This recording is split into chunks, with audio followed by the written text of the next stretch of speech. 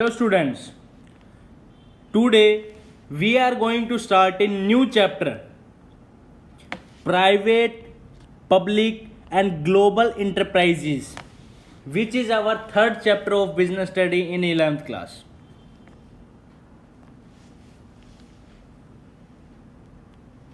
If you have not subscribed the channel until now, subscribe it and press the bell icon for notification of new videos. Like and share it also. In this chapter, we will study these basic terms. Business which operates in more than one country known as global enterprises. ऐसा business जो एक से ज़्यादा country में operate करता है, कारोबार चलता है, उसको हम क्या बोलेंगे? Global enterprises. All types of organisations are doing business in the country, whether they are public, private और ग्लोबल. हर टाइप के ऑर्गेनाइजेशन कंट्री में, देश में बिजनेस कर रहे हैं, वेदर चाहे वो पब्लिक हो, चाहे वो प्राइवेट हो, चाहे वो ग्लोबल बिजनेस हो. क्लियर है बात? The economy is divided into two sectors. जो इकोनॉमी है वो बांटी गई है टू सेक्टर्स में, पब्लिक एंड प्राइवेट. या तो गवर्नमेंट की है या फिर वो प्राइवेट की है.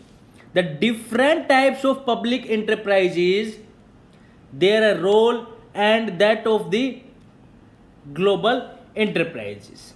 उनके अपने अपने रोल है, वो अपने अपने काम करते हैं. और डिफरेंट टाइप्स ऑफ क्या है? Public enterprises. अगला बात आती है, जो हमारा चैप्टर स्टार्ट होता है वो होता है what do you mean by private sector and public sector. Private sector क्या है और पब्लिक सेक्टर क्या? क्लियर है? There are all kind of business organisation.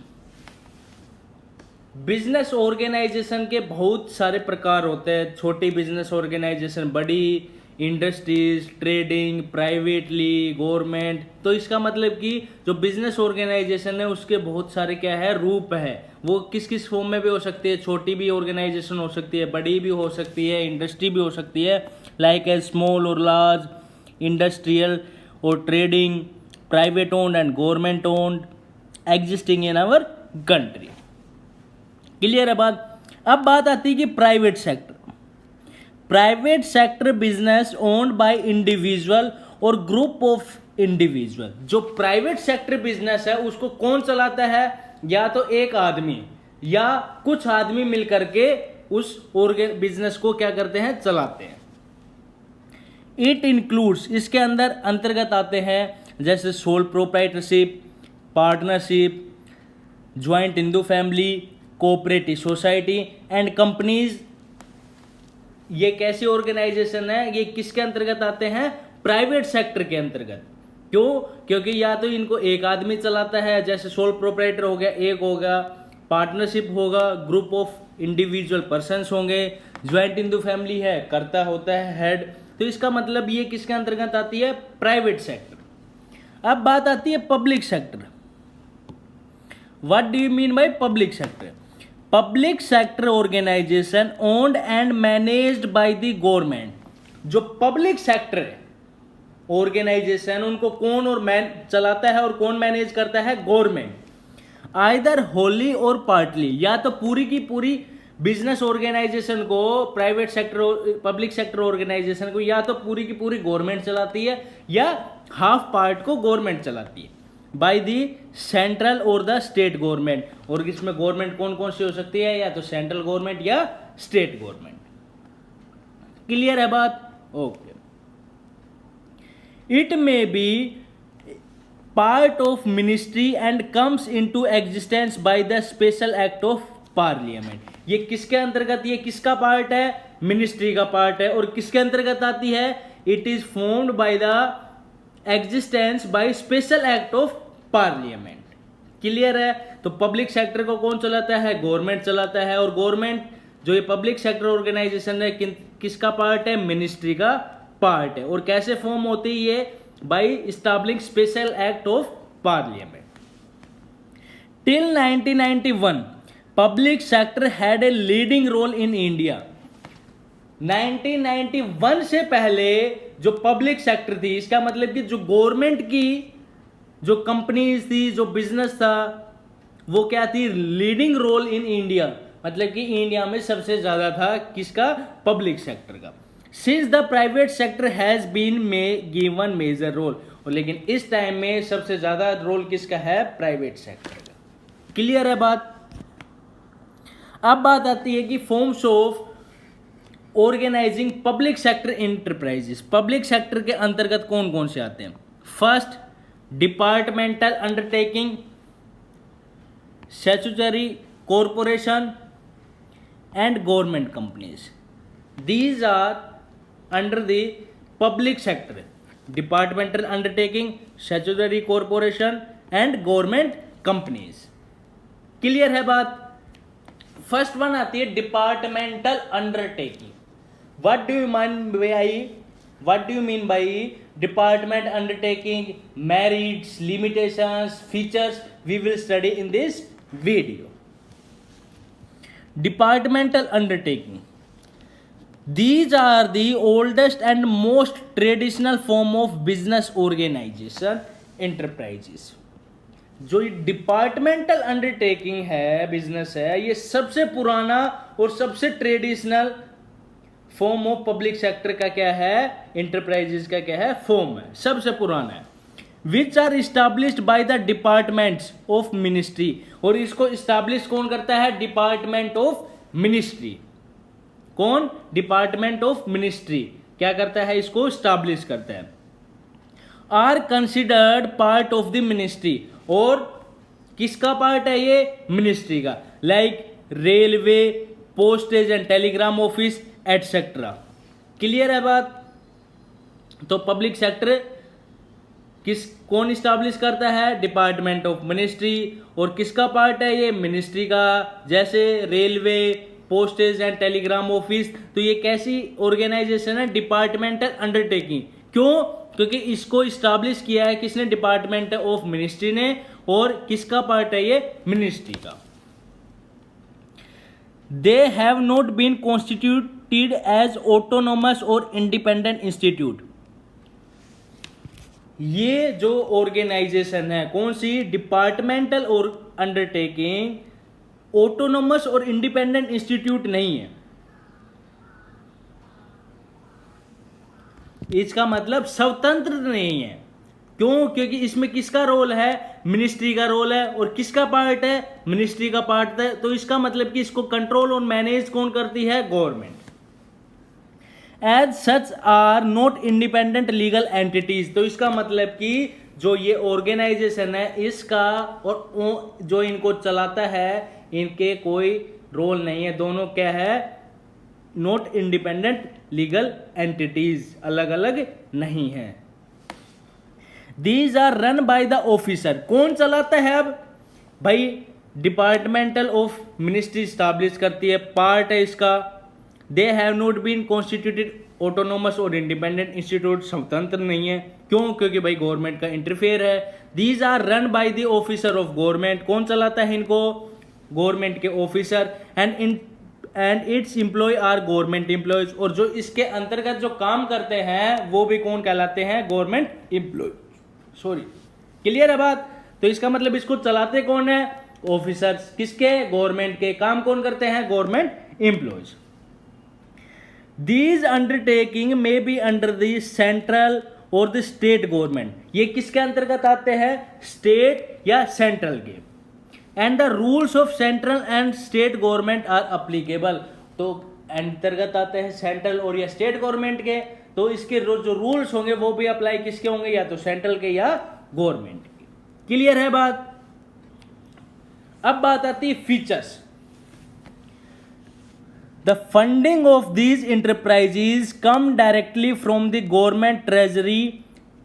जो इनके फंड है कहां से आते हैं, गवर्नमेंट की जो ट्रेजरी है, गवर्नमेंट का जो राजकोष है, वहां से इनको क्या मिलता है, फंड मिलता है. Are annual appropriation from the budget of government. और कौन देता है? गवर्नमेंट देता है, अपने बजट में डिसाइड करता है कि जैसे रेलवे को इतना पैसा देना है, टेलीग्राम एंड पोस्ट ऑफिस को इतना पैसा देना। तो इसका मतलब कि जो इनको फंड मिलता है वो कहाँ से मिलता है? सरकार के राजकोष से। तो इसका मतलब कि जो सरकार का जो फंड है उसमें से इनको क्या मिलता है? पैसा मिलता है। The revenue earned by these is also paid into the treasury. जो इनसे आय होती है, इन ऑर्गेनाइजेशन से आय होती है, वो भी कहां पे ट्रांसफर की जाती है, कहां दे दी जाती है? गवर्नमेंट की ट्रेजरी में। क्लियर है? इनका फंड कहां से आता है? गवर्नमेंट की ट्रेजरी से। जो इनके पास इनकम होगी वो कहां ट्रांसफर की जाएगी? गवर्नमेंट ट्रेजरी को इनको वापस कर दी जाती है। The employees of the enterprises are government servant. जो इसके अंतर्गत जो काम करते हैं वो कौन कहलाते हैं? Government employees. पर रेलवे के अंतर्गत काम करते हैं वो कैसे एम्प्लॉइज है? Government employees. And their recruitment and condition of service are the same as that of other employees directly under the government. और कौन से रूल्स, कौन से कंडीशन, कैसे रिक्रूटमेंट होते हैं? जैसे गवर्नमेंट के रूल्स है उसके अकॉर्डिंग इनका क्या किया जाता है? रिक्रूट किया जाता है। उन्हीं को वही टर्म्स एंड कंडीशंस को फॉलो करना पड़ता है सर्विस में। क्लियर है बात? They are headed by the Indian administrative service. Indian administrative service IAS officers क्या करते हैं? इनको हेड होते हैं। And the civil servants who are transferable from one ministry to another. और जो सिविल सर्वेंट्स है और जो ट्रांसफर हो सकते हैं एक मिनिस्ट्री से दूसरे मिनिस्ट्री। तो इसका मतलब कि जो ये डिपार्टमेंट है रेलवे का, जो हेड होगा वो किसके अंतर्गत आता है? IAS, Indian administrative service. Clear है बात? Next point, it is generally considered to be a major sub division of the government department and is subjected to direct control of the ministry. भाई इसको डायरेक्टली कंट्रोल कौन करता है? Ministry.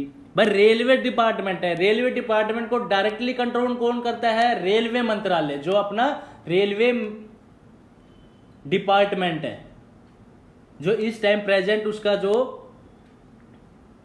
कौन मंत्री है, कौन है? पीयूष गोयल। तो इसका मतलब कि जो रेलवे डिपार्टमेंट है वो किसके अंतर्गत आता है? रेलवे मिनिस्ट्री के अंदर। क्लियर है बात? और उनको वहीं से ही कंट्रोल किया जाता है, वहीं से रूल्स एंड रेगुलेशंस बताए जाते हैं। किसको? रेलवे डिपार्टमेंट को। They are accountable to the ministry since they management is directly under the concerned ministry. Accountable means जवाबदेही। ये डायरेक्टली जवाबदेही होते हैं किसके? मिनिस्ट्री के। क्यों? क्योंकि ये इनका जो मैनेजमेंट है वो डायरेक्टली रिलेटेड होता है किससे? मिनिस्ट्री से, मंत्रालय से। They are subject to accounting and audit control applicable to the government activities. जवाबदेही, अकाउंटिंग, ऑडिटिंग एप्लीकेबल होते हैं कौन से? गवर्नमेंट एक्टिविटीज के। तो इसका मतलब कि इनको जो जवाबदेही होगी वो किसको दी जाएगी? मिनिस्ट्री को। क्यों? क्योंकि इनका जो डायरेक्ट जो मैनेजमेंट होता है वो कहाँ से होता है? Under the concern of ministry. अगला, they are subject to accounting and audit controls applicable, apply होती है कहाँ से? To the government activities. Clear है बात? Next point, merits. They are completely in government control. ये सारा का सारा कंट्रोल कौन करता है इसको? Government. They are answerable to the parliament. और किसको आंसरेबल है? पार्लियामेंट को। क्लियर है बात? The revenue earned by the enterprises goes directly to the treasury and hence it is a source of income for the government. जो भी income आए, भाई रेलवे डिपार्टमेंट है, पोस्टेज एंड टेलीग्राम डिपार्टमेंट है, इनसे जो भी इनकम आती है वो डायरेक्टली किसको ट्रांसफर की जाती है? दे दी जाती है गवर्नमेंट की ट्रेजरी से। और गवर्नमेंट को इनसे क्या होती है? इनकम होती है। From national security view this form is most suitable since it is under the direct control and supervision of the concerned ministry। Clear है बात। नेशनल सिक्योरिटी के व्यू से ये बहुत अच्छी बात है कि डायरेक्टली ये कंट्रोल और सुपरविजन कौन करता है, अंडर द कंसर्न मिनिस्ट्री। भाई रेलवे को डायरेक्टली कंट्रोल कौन करता है, ministry. Postage and telegram department को कौन करता है, मिनिस्ट्री। डिफेंस को कौन कंट्रोल करता है, मैनेज करता है, मिनिस्ट्री। अगर ये प्राइवेट में कन्वर्ट हो जाए तो इसका मतलब कि जो गवर्नमेंट के लीगल डाटाज है वो सब क्या हो जाएंगे, लीक हो जाएंगे। तो ये सब नेशनल सिक्योरिटी की व्यू से ये डायरेक्टली कंट्रोल और सुपरविजन कौन करता है, मिनिस्ट्री। लिमिटेशंस, क्या क्या लिमिटेशंस है। Departmental undertaking fails to provide flexibility which is essential for smooth operation of the business. भाई इसमें अपनी मर्जी से कुछ नहीं कर सकते, अपने रूल्स एंड रेगुलेशंस कुछ फॉलो नहीं कर सकते। डायरेक्टली जो इसके रूल्स एंड रेगुलेशन फॉलो किए जाते हैं, जो ऑर्डर आता है वो कहाँ से आता है, मिनिस्ट्री से। जो ऑर्डर, जो रूल्स एंड रेगुलेशंस है वो अप्लाई किए जाएंगे जो किसने सेंड किए हैं, गवर्नमेंट ऑफ मिनिस्ट्री ने। Departmental undertaking fails to provide flexibility which is essential for the smooth operation of business. वो लेकिन जरूरी है, not allowed to take independent decision without the approval of ministry concern. This leads to delay in the matter with where prompt decisions are required.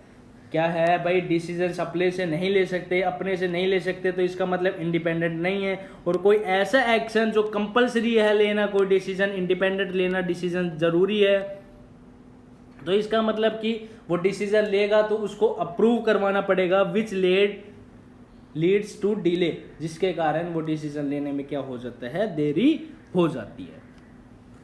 अगला है there is red tapism. क्या है, red tapism in day to day operations and no action can be taken unless it goes through the proper channel of authority।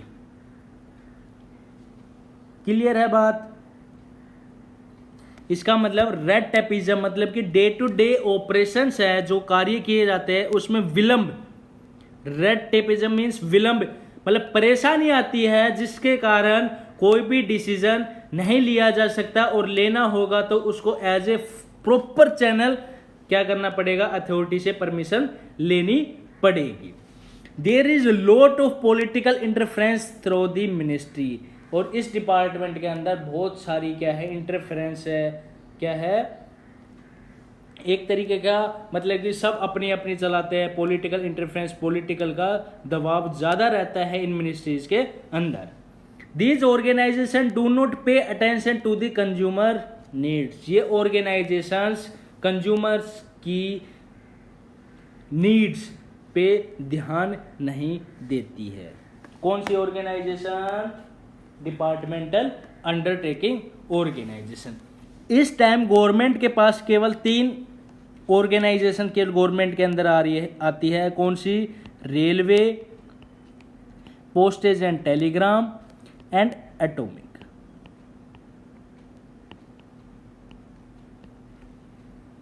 Because इनको private के साथ share नहीं कर सकते, कंट्रीब्यूट प्राइवेट में नहीं ट्रांसफ़र कर सकते, क्योंकि ये देश की सुरक्षा से रिलेटेड है।